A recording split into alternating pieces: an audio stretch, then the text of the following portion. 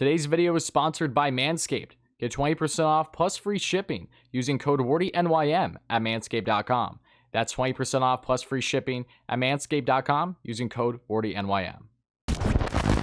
What's up, guys? Welcome back to the channel, and finally we are getting this video out here. I know you've been waiting basically all off season for it, and here it is, my first ever predictions video here on WardyNYM. And I know for you guys that haven't followed me, yes, I am a diehard Mets fan through and through, but I'm a big baseball fan. I've been wanting to get this prediction video out here on basically breaking down my predictions on the 2021 MLB season. Now that we are just days away currently, the awards, individual awards, playoffs, and ultimately World Series, who I think is going to win it, and so much more.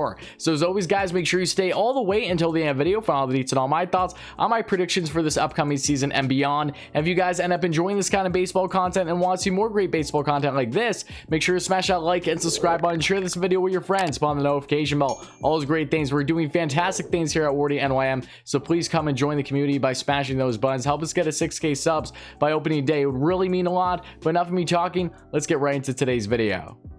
And to kick things off, we have the AL West for our predictions. I know you're probably wondering, Tyler, what is wrong with you? I'm already hitting that dislike button because of these predictions. I apologize if that's the case, but at least hear me out for a minute, all right? I know that they may be a little controversial, to put it lightly, but the Texas Rangers make a lot of sense here as a bomb fear. They're going to be one of the worst teams in the league. Joey Gallo is that highlight there. He's been hitting piss missiles here in spring. Looks like that he's getting that launch angle better off of slumping a decent amount in 2020 and before that. So I'm expecting a lot from Joey Gallo this year to really lead this club, but yes, they're in a rebuild and they aren't going anywhere anytime soon currently. But when you get to the fourth spot, I know controversial as well, the LA Angels. What did they need the most that they were trying to acquire this offseason? Starting pitching. What did they not do? Get starting pitching. Yes, I know that Jose Quintana isn't a terrible pitcher, but he's not, I think, great either. And definitely the twilight of his career. If you're going after Trevor Bauer and you don't land him, he goes to your rival in the LA Dodgers. You know, it sucks for them, but at the end of the day, pitching will be their demise. It will be their downfall. They don't have the rotation still. They don't have the bullpen help, not nearly enough that they need to get Mike Trout back into the playoffs for a deep run.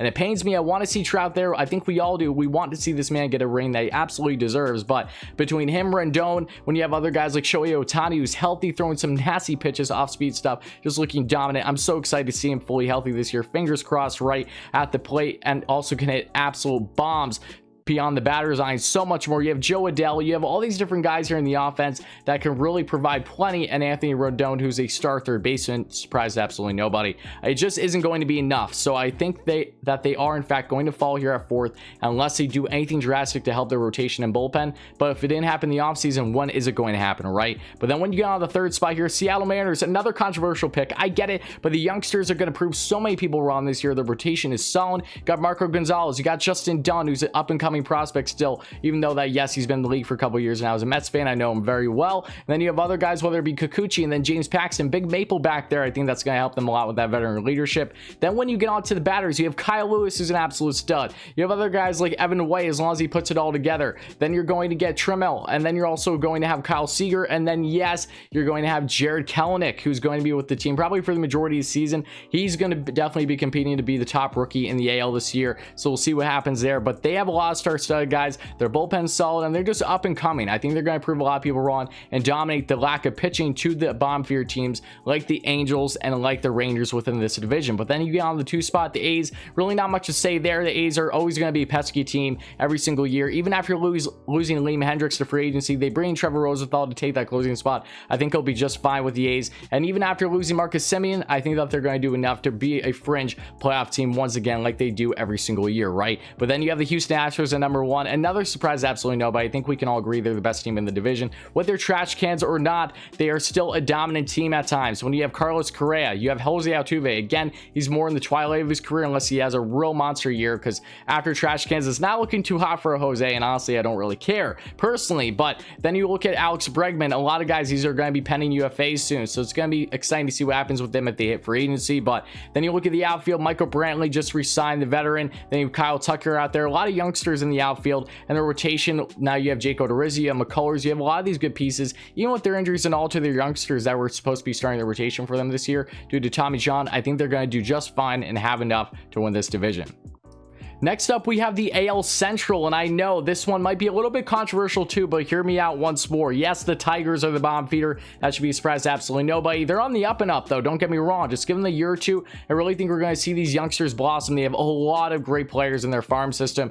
They have 3 in their top 100 out of all the MLB when it comes to pitchers that look like that they will all be getting time in their rotation at some point, and one guy in particular that looks like that he'll be competing for Rookie of the Year, so stay tuned. But they have a lot of great young pieces. They're just not there yet. They're in this full rebuild, and they're doing the right thing, developing the way that they have. But then you get on the 4th spot here. This is going to be the Kansas City Royals, another team in a rebuild, but they added Benintendi here in the offseason, which I think is going to help them. Still in the prime of his career. I think we have yet to see the best of Benintendi still. I think they're still upside. I think the Red Sox honestly gave up on him too soon personally, even though I know that he has been fluky and did not have a good 2020. But again, it was only 2020, a shortened campaign, so take that as you will. But again, Bobby Witt, when is he going to be there, right? Because they're manipulating the service time, it would seem. He's not starting the year with the club, so whenever he's there, I understand why they're doing that, but whenever he's there, he looks like he will be the face of this franchise possibly. He's just dominant, easily one of the best prospects in the game currently. I'm so excited to see Bobby Witt and what he's going to bring to the table for the Royals, but overall, they're just not there yet. They're still a rebuilding / retooling team, and yes, you're going to have the big bombs out there from the outfield, but still, it just isn't going to be enough. But then you get on the 3rd spot, the Cleveland Indians, after losing Mr. Smile himself, the guy on the wall behind me now, Francisco Lindor and Carlos Carrasco.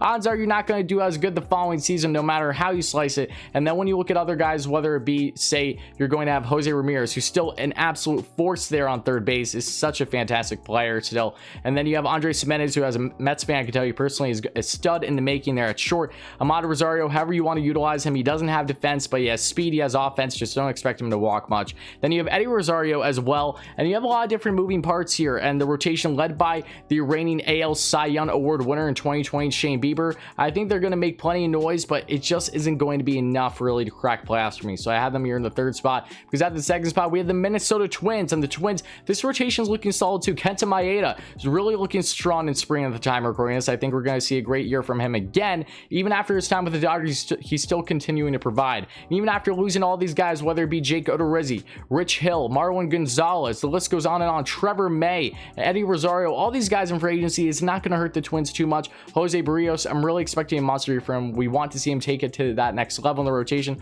Hopefully this is the year. Jay, you have to bring a lefty in there. You have a lot of options, and then the hitting. Byron Buxton is one of my favorite players in the entire league. This guy is finally starting to hit. He has a speed, he has a glove, he's one of the best fielders in the game out there. You can't tell me otherwise. And now that the bat is really starting to pick up, watch out. Byron Buxton is going to be a force to be reckoned with as long as he can stay healthy. But then you have Max Kepler, so much fun to watch too, the German, and all these other guys, whether it be in the infield with now Simmons at the added, who's a defensive guru there, and so much more. Mitch Garver behind the plate. I really expect the Twins to have a big year, but I have them just falling short here to, yes, the Chicago White Sox. And I know the White Sox do not have Eloy Jimenez. He's out 5 to 6 months. Are you joking? I'm so pissed off. I'm not gonna lie, that really sucks. But even then, I still think that Chicago is going to prevail here in the division, led by Lucas Giolito, who is a star in the making. I truly believe he's going to be pushing, yes, for the Cy Young, not just this year, but years going forward, so stay tuned for him. But now you have Andrew Vaughn, who's a stud of a rookie that looks like that he will be dominant there at the DH possibly this year. Should take on a bigger role there with Jimenez now being out. And then you have, yes, Yoan Moncada, who's a beauty. Then you have Luis Robert, however you pronounce his name. He looks like he's going to have a monster year. And yeah, you have this other guy there in the infield, Timmy Anderson. He's pretty good, and don't know about you, might be competing for MVP this year too. So many options, in the bullpen's strong, the rotation's strong. Oh, I'm just so excited for the White Sox. Even without having Jimenez, I think they're still going to be a force to be reckoned with. So White Sox, I'm picking them to win this division. And last but not least, for the AL, we have the AL East, and I know this is another controversial one. I'm probably making a lot of people upset right now. I'm sorry, but here in the 5th spot, we have the Baltimore Orioles. Color me surprised, right? This is arguably going to be the worst team in the league outside the Pirates, so Orioles not expecting much there. Yes, they have a lot of exciting prospects on the up and up, that also being in Mount Castle, but outside of that, not too much there. Matt Harvey just made the rotation. I'm happy for him, the Dark Knight. We'll see how he does, but again, a washed team in a full rebuild shouldn't expect much. They're going to get dominated in this division, because really aside them, every team looks like that they have at least a decent chance of making playoffs. But here in the 4th spot, yes, I do have the Red Sox.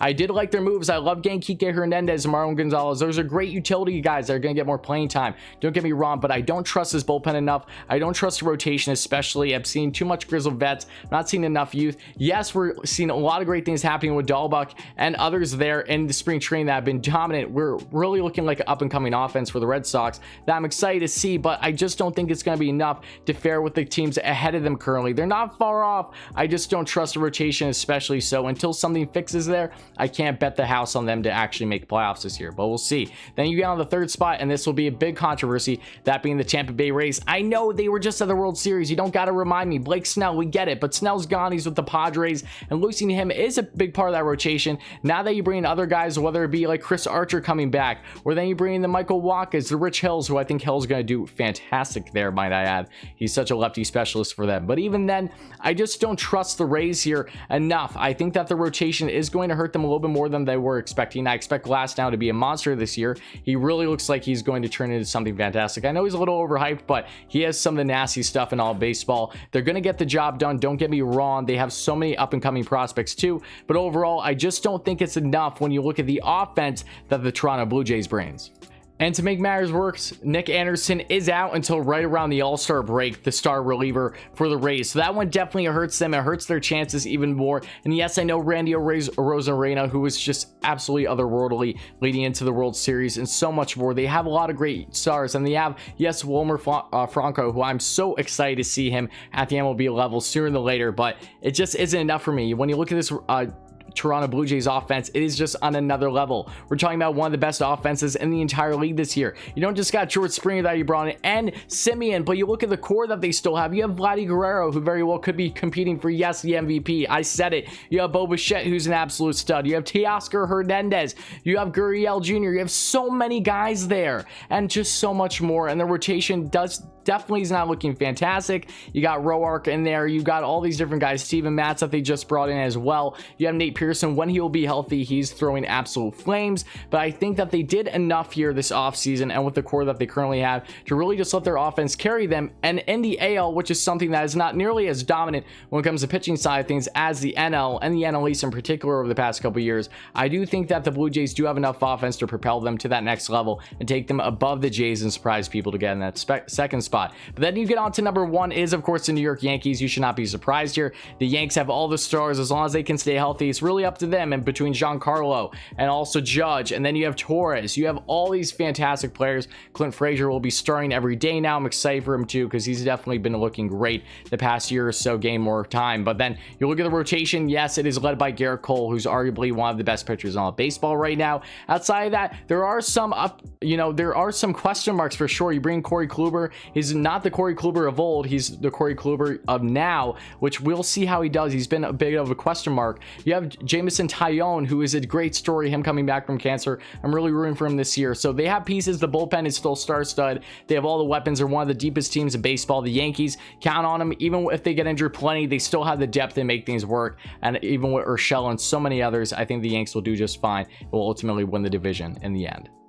Now on to the NL, which I know very well as a Mets fan. We have the NL West here, and this one I think is probably one of the more accurate ones, we could all agree. Starting off with the Rockies, what else is there to say? They didn't spend literally a dime, literally not even a dime in the offseason. Just an absolute joke what they have been doing as an organization. I'm so sorry, Rockies fans. You have Trevor Story. Enjoy him for the season, because it will probably be his last stint with the Rockies, and you have Marquez in the rotation, but really there isn't anything there. I just honestly feel terrible for Rockies fans. That's all I can say at this point. But then when you get on to the fourth spot, I have the D-backs. The D-backs, I want to put them higher, but they just haven't proven enough for me. Yes, that they have Bumgarner. Yes, they still have some awesome spots there. They have Marte. They got some things going here. They have Escobar, but again, I just don't trust it. There isn't enough organizational depth that I've been seeing currently to warrant them even being higher than, yes, having the San Francisco Giants led by Yaz Yastrzemski. He's been dominant. What a story he is. I just can't get enough of him.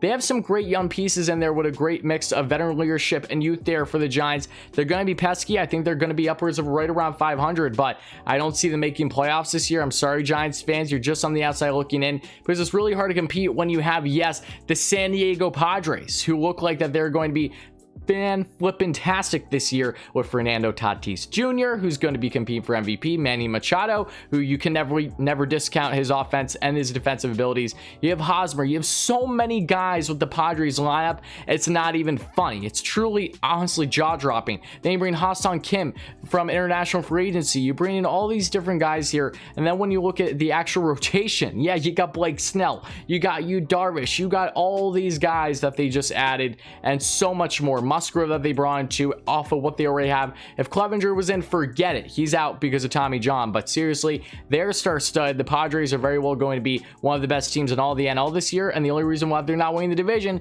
is because they have the best team ahead of them in the LA Dodgers, the reigning champs. And yes, they were already the best. Then you bring in the former Cy Young Award winner just from this past year and Trevor Bauer. It's going to make your team that much better. What else is there to say about the Dodgers? I'm not going to beat a dead horse there. They have literally all-stars at every single position. It's literally like create a team. Like I don't even know what to say. Seriously, the Dodgers are star stud. It's not fair. They have more guys than not that can be competing for MVP, and I'm just at a loss for words. Dodgers are going to be the team to beat, no doubt, in that division. But Dodgers and Padres are going to be a lot of fun to watch.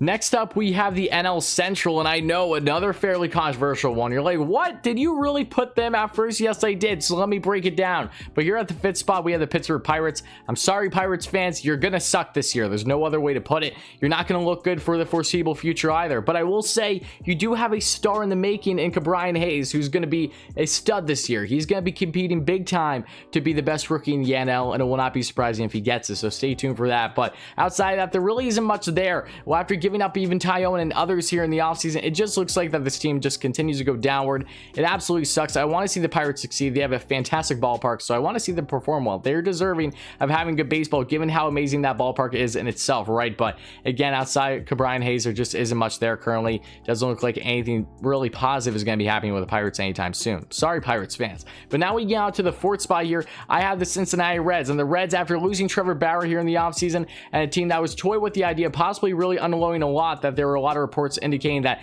yes, they would like to possibly get rid of contracts at the right price. It didn't happen, but yes, they still have Mike Moustakas. Yes, they have Castellanos, who can definitely still hit the ball. Now, a lot of them underperformed and were very underwhelming in 2020. I expect them to bounce back for a good amount here in 2021. And yes, Luis Castillo, who looks like he'll be a Cy Young Award winner sooner than later, a star in that rotation. Sonny Gray, they have things happening, but just not enough depth here, not enough confidence for the teams ahead of them, even in this depleted NL Central. I don't think that they're too far behind of making some things happen, but still just not enough for me. A lot of question marks still in that bullpen, the back half of that rotation to an extent, and even with the offense is going to be hitting for sure, but it's a lot of swing and miss, a lot of pull happy. I don't absolutely love it yet, but I don't think the Reds are too far off. I just hope for their sake that they don't go back into a full rebuild, should they not really do much with the current core that they have. But then when you got on now to the number 3 spot, yes, I have the Chicago Cubs. I'm sorry, Cubs fans, but I gotta be real with you. You're not going to be all that good this year. I'm sorry if that's a little blunt, but yes, you have Kyle Hendricks, who's one of the most underappreciated and undervalued pitchers in all of baseball.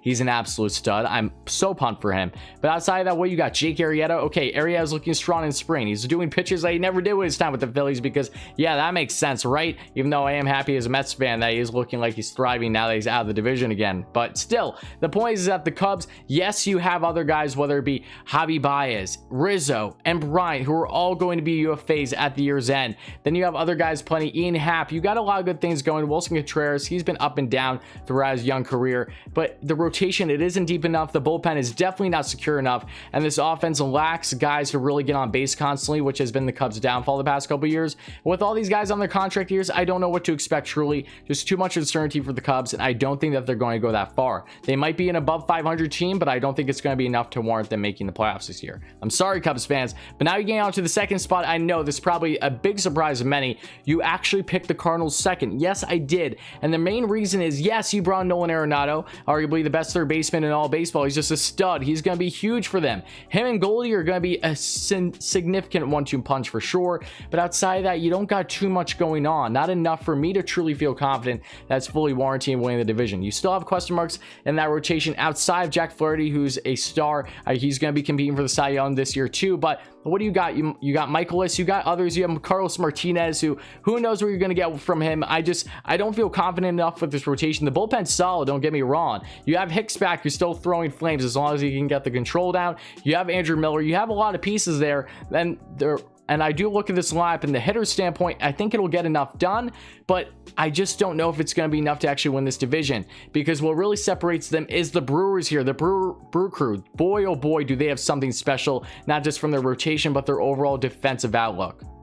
Just take a moment to appreciate some of these pitchers here for the Brewers who have really been surprising a lot of people, but they're going to show out big time this year. You got Burns, you got Hauser, you got Anderson, and yes, Woodruff, who's really been a fantastic pitcher in the league the past couple of years. They're going to continue to dominate. Then when you look beyond that, the offense isn't two-star stud, but I think it will be enough to warrant them winning this division and the defensive game overall. When you got Vogelbach, depending on how you have him in there, then you got Urias, Colin Juan. Juan's going to bring great defensive depth when they already have a strong defense as it is. You bring Travis Shaw back on third base. I know it's not anything crazy, but I think he'll be fine just there. And then you also have other guys, whether that be Huria. You have a lot of other guys here that I think are really going to do well, and Keston looks like that he's definitely on the come up, is going to continue to thrive, and is something special here with the Brew Crew. And then the outfield is the biggest story, right? Because yes, you have Christian Yelich. People tend to forget Yelich is pretty good. It's not like this guy's won an MVP or two or so. He's going to have a big year for sure. Then you get guys, whether it's going to be Jackie Bradley Jr. now adding to that outfield, who's one of the best defensive outfielders in the game. Talk about defense, baby. Defense wins championships, and that is going to help them out big time.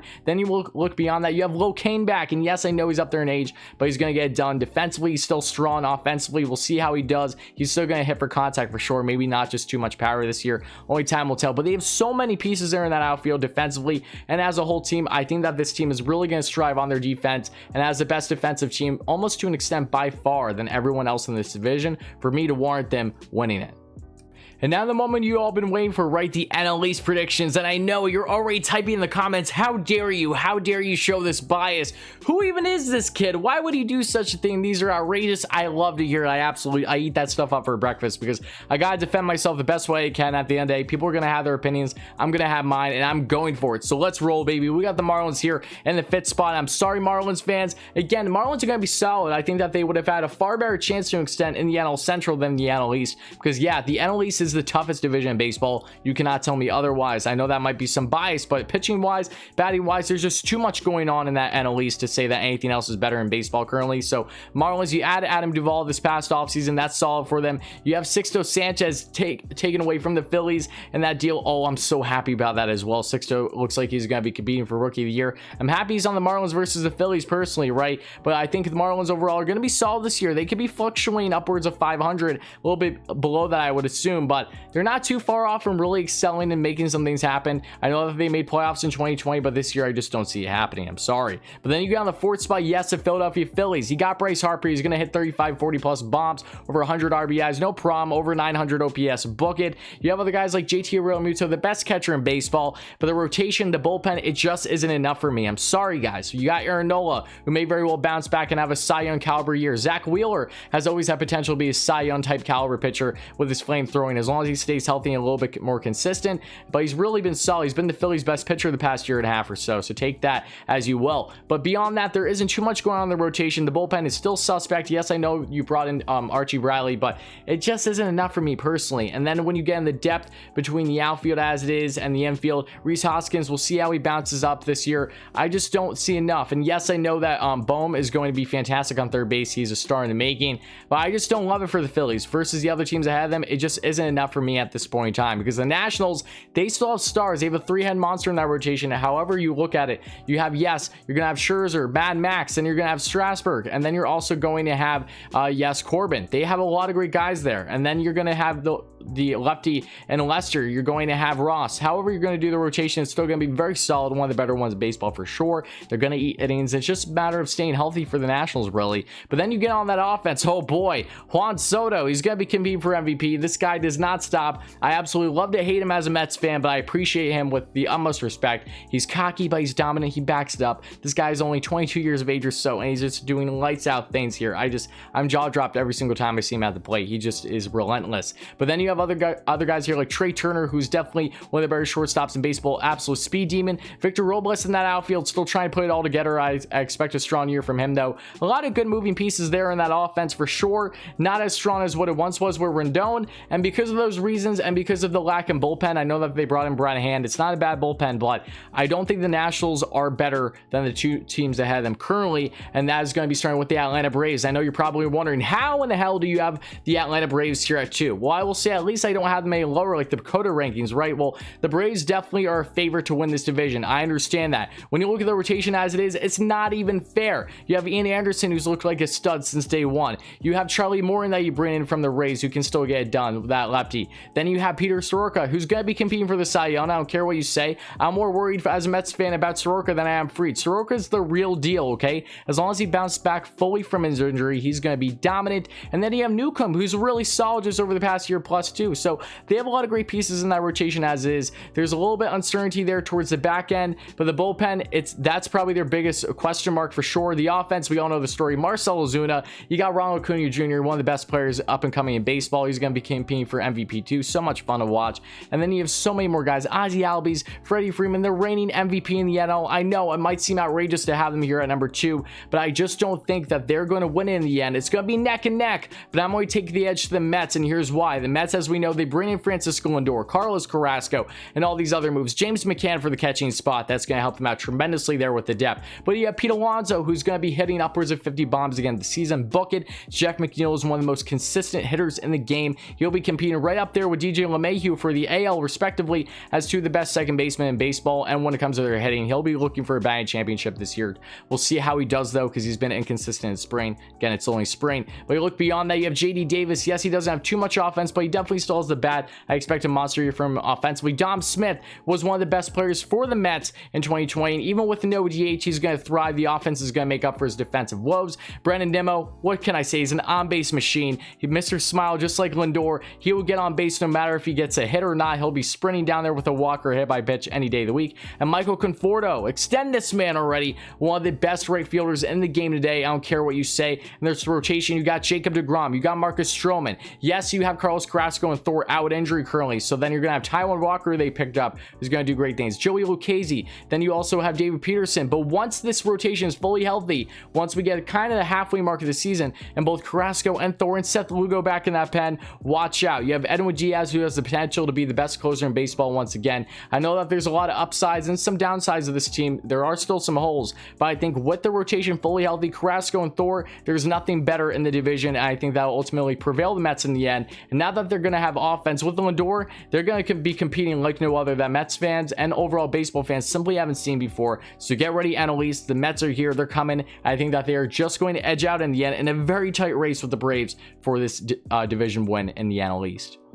All right, guys, before we get into the playoff discussion, let's talk about my picks for all the individual awards for players this season. So let's start with the AL here, and let's go here with the AL MVP. And yes, I know it's a simple pick, but you got to stick with him. It's Mike Trout, the best player in baseball. You can't justify picking anyone else. It would simply be outrageous until he gives us a reason to say that, yes, his game is significantly downgrading, which isn't anytime soon. You cannot not take Mike Trout in that situation. So I'm taking Mike any day of the week. He's going to have a monster year. Even if the Angels don't have a deep run, even make playoffs this year, which I don't believe that they will because they're pitching, expect Mike Trout to do everything he can to help them get there single-handedly. But then when you also get on now to the AL Cy Young Award, and yes, I have Lucas Giolito, not Shane Bieber, not Garrett Cole. I'm taking Giolito. Yes, there is a slight bias because I'm a White Sox fan in the sense of I've been following them really a lot over the past couple years, but Giolito is coming to his own big time. He was dominant last year. I'm curious to see how he's going to do without James McCann, who was a better catcher defensively of the two between him and Grandal past year and a half, and actually was there for his no-hitter for Giolito in 2020.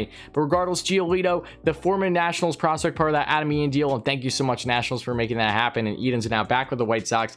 I think Giolito is really going to be primed to have not just a dominant year, but a Cy Young Award-winning season for the White Sox. And then when you also get on to the AL Rookie of the Year, we're staying with the White Sox. No bias with this one, truly. It is Andrew Vaughn, the DH, the former top draft pick just over the past couple of years. Vaughn is in a crucial spot now to get big at-bats here now that you have Eloy Jimenez out for 5 to 6 months. He's in the DH spot, and I think he's going to thrive. He's a big bat. He's been showing it plenty in spring, and he's a sleeper. Yes, you could pick Jared Kelenic. He's definitely a good option. You have some other options there for runners-up, but I think Andrew Vaughn is going to get enough at-bats and enough opportunities to really solidify himself as the Rookie of the Year here in the AL.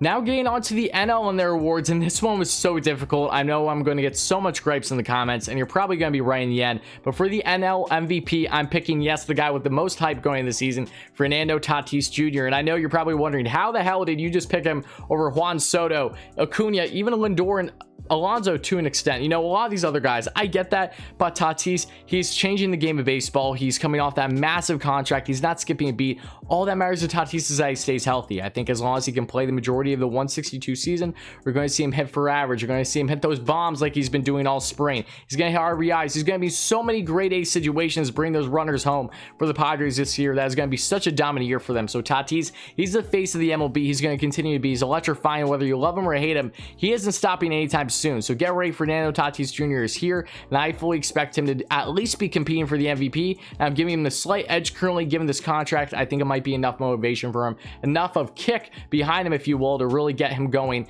and be consistent, healthy, and truly dominant like we have never seen before, which is saying a lot given just how good Tatis Jr. is. But then you have other guys here. When we look at the NL Cy Young, this shouldn't be a surprise. This is the jersey I'm currently wearing, which is, yes, Jacob deGrom to GOAT. This is really not a too unpopular pick. deGrom, who's won 2 of the last 3 Cy Youngs, only lost to Trevor Bauer and Yu Darvish in the voting in 2020. deGrom's been lights out in spring. He's been in midseason form since the beginning. I'm taking to go any day of the week. He's still the best pitcher in baseball. You can't tell me otherwise. But then now you get on to the rookie of the year here in the NL, and I've got Brian Hayes for the Pirates. I think Hayes is going to do fantastic. He had a great campaign in the short stint in 2020, and I don't think anything's stopping him. With nothing positive going on with the Pirates, the one thing that we can say is Hayes is here. Hopefully they can lock him up long term, because I've already seen conflicting reports on getting him extended. So get it done, Pirates. If you're going to do anything right, at least make this thing be the one thing you do right, okay? Keep Brian Hayes long term. You cannot let him go anywhere. But those are my picks now for the awards, so let's get on to the playoff picture.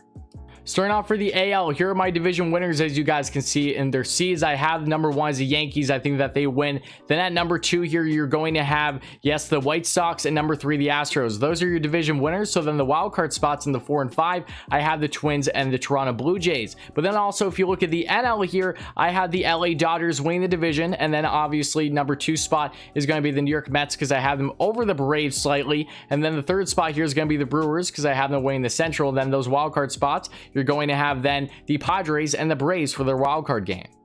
Again, I know this is probably very controversial, but here for the ALDS, I have the Yankees facing off against the Blue Jays. I think the Jays win that wildcard game against the Twins. I think that Ryu would get the job done, and the offense will just be too much for the Twins to handle with their defense and all. I just don't feel that the Twins have too much to an extent that can really warrant the Jays beating. I know that there's more uncertainty with the Jays, but the offensive potential with this club this season is truly unmatched, something that I know for certain the Twins cannot match, as do most teams in the entire MLB cannot match. They're firing on all cylinders and healthy. Watch out. So I have the Jays against the Yankees here, and then as you see, I also have the Astros against the White Sox. But then you go over now to the NL for the NLDS. That's where things get interesting, because yes, I have the Mets facing off against the Brewers here, and I also have the Dodgers against the Padres. I think the Padres win that one game against the Braves. It'll be a tough one, don't get me wrong. Whether it's Soroka or Fried pitching for the Braves, that'll be tough. But again, whoever you're picking from the Padres side and just how deep that offense is, I'm taking the Padres over the Braves. It's not too far, don't get me wrong, but the Padres are the second best team, I would probably say right now in all the NL, only behind the Dodgers as it is. So I'm picking them in that one game. I really think whether it be Snell or Darvish or whoever you're going to have pitching there is going to do enough to ultimately get the victory over that star-studded team, the Braves still. So I'm sorry, Braves fans, I'm kicking you out. But now here we have set for the NL and the ALCS. This really shouldn't be all that surprising, but for the ALCS, I do have the Yankees facing off against the White Sox. Even without Eloy Jimenez, I still like the White Sox chances in that series against the Astros. I think that they still have better pitching depth as it is, and an overall team versus the Astros are more on the decline. And I really don't think the Astros are honestly going to have a deep run this year. Again, I could be wrong. I hope I'm not wrong, because honestly, I don't think most fans would like to see the Astros have a deep run again anytime soon, right? But still, the White Sox, I do believe, will advance here to the ALCS against the Yankees. And then from the NLCS side of things, yes, I do have the Mets facing off against the Dodgers. I think the Dodgers just edge out the Padres. That'll be an insane series. I would love to see it. I really hope it happens, honestly, but I think the Dodgers would edge them out. You just got too many stars going on. They're still not as good of a team until proven otherwise against that star-studded Dodgers club. When you have Cody Bellinger, you got everyone. The rotation, it just, when you literally have so many guys in your rotation that you have stars that would easily be a 1 or 2 on opposing teams in the MLB that simply can't even be in your rotation arguably, and guys like May, it's such a head scratcher. Again, all-stars at every position, I'm taking them. And then the Mets against the Brewers, the Mets have the better offense, they have the better rotation. Defensively is definitely the Brewers, but I think the Mets would definitely edge them out, and probably I would say maybe 6 games, maybe 7, it all depends, but I'm taking the Mets over the Brewers there, and now we're getting set for the World Series. And as much as this pains me as a Mets fan, I need to be realistic, and it's something that I know a lot of other YouTubers as well, including Draftneck Mark, even though his reasoning might have been a little bit different, right? Maybe mine is too to an extent, but here, yes, we have the Yankees and the Dodgers I have in the World Series. I know it's a very stereotypical one, something that I know many fans have predicted over the past 5+ years, and has not come to fruition, but I do believe that this will be the year for the Yankees to get to the show, to get to the dance finally, and sometime in quite a bit now, but it will be against the star-studded Dodgers that are going to be no easy match. And because of that reason, even with guys being so healthy and fully ready to go for the Yankees in a scenario where they really make it to the World Series this year, where everything goes their way, or maybe they take advantage again of the White Sox not having Jimenez or any other injuries as long as they stay healthy against this Dodgers club, I just don't see how they beat them. So I know it sucks that we don't all love the idea of a repeat, but I'm taking the Dodgers to win back-to-back World Series here. So Dodgers fans, be hyped up. A lot of people believe them to win back-to-back. It's not an easy feat to do, but they've been dominant in their division for so long. They've been getting to the dance for numerous years now. They've been looking like the Buffalo Bills of the 90s of not winning it, but getting to the dance every single year for multiple years. They finally did in 2020 in the pandemic season, take that as you will, but I do think that this will be the year for them where they win back-to-back. Should everything go as planned, as long as everyone stays healthy, the Dodgers will be the team to beat until proven otherwise. So because of that, I have them here winning the World Series. But that's going to conclude this video, guys. I hope you all did enjoy. This was a long one, a massive one. I'm trying to catch my breath, but it's so much fun doing these predictions. So as always, let me know your thoughts in the comments below. Do you agree or disagree with my predictions? Again, if you would disagree, that's perfectly fine. I'd love to hear you out. Again, these are all subjective, and who knows, my mindset might change as the season goes on, depending on injuries and how really certain players are performing. But for now, this is how I feel, and I'm going to hold with it as long as I possibly can. Not trying to jinx anything either. So I'm excited for this MLB season. I know you guys are too. Opening days just days away at the time of recording this baby, and I can't wait for Mets baseball and overall baseball. So if you guys enjoyed this content, want to see more great baseball content like this, more prediction videos, and just more Mets content, of course, for my Mets fans, please make sure to smash that like and subscribe button, share this video with your friends, bell the notification bell, all those great things. Thank you all so much for the countless support, guys. We're the fastest and largest growing Mets channel here on YouTube, and I plan on doing more prediction videos throughout the season and beyond, not just with the Mets, but all the MLB. So stay tuned, more broader content will eventually be coming. So I hope you guys like that. Make sure to smash those buttons. Thank you all so much again, and let's get ready for opening day.